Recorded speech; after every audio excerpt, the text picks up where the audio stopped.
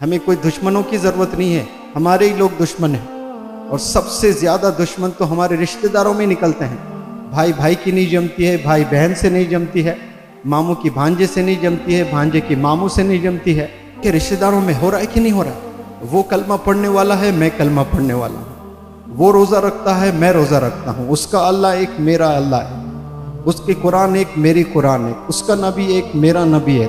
लेकिन मैं उससे हसद, मैं उससे जलन। क्या ये दुरुस्त हो सकता है? If you love prophet Muhammad सल्लल्लाहु अलैहि वसल्लम, if you like prophet Muhammad सल्लल्लाहु अलैहि वसल्लम, if you honour prophet Muhammad सल्लल्लाहु अलैहि वसल्लम, if you admire prophet Muhammad सल्लल्लाहु अलैहि वसल्लम, you must admire, you must love, you must like the followers of Prophet Muhammad sallallahu alaihi wasallam as well. जब आप सल्लल्लाहु अलैहि वसल्लम रुखसत हो रहे थे तो उनके ज़ुबान पे क्या था? उम्मती उम्मती करके, मेरी उम्मत मेरी उम्मत। हम पैदा भी नहीं हुए थे उस वक्त में आप सल्लल्लाहु अलैहि वसल्लम अपने को लेकर फिक्र कर रहे थे, मेरी उम्मत मेरी उम्मत मेरी उम्मत करके। कितनी फिक्र किए थे। उनके हम लोग फॉलोअर्स हैं।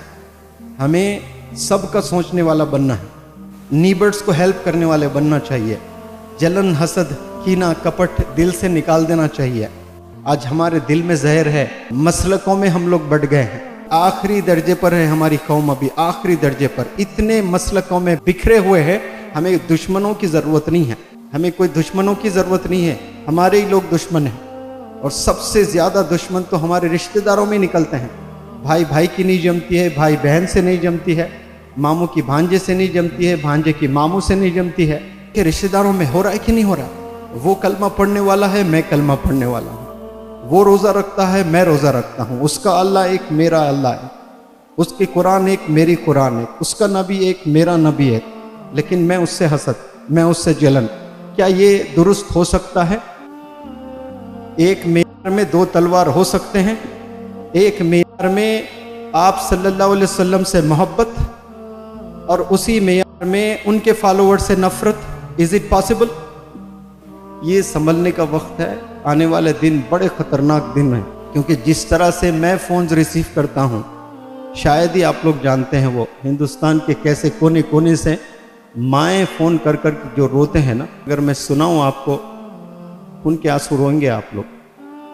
लेकिन मुझे डर है उस दिन का जब आपके बच्चे होंगे, उस जनरेशन के छोटे बच्चे कैसे होंगे। फिर आपकी शादियां हो जाएंगी, आपको बच्चे होंगे, आप तो वहीं स्पॉट पे हार्ट अटैक से मर जाएंगे। फिर ऐसे गुनाहों में मुलविस रहेंगे बच्चे, अगर आप लोग नहीं संभलें, आप लोग उनके रोल मॉडल्स नहीं बने।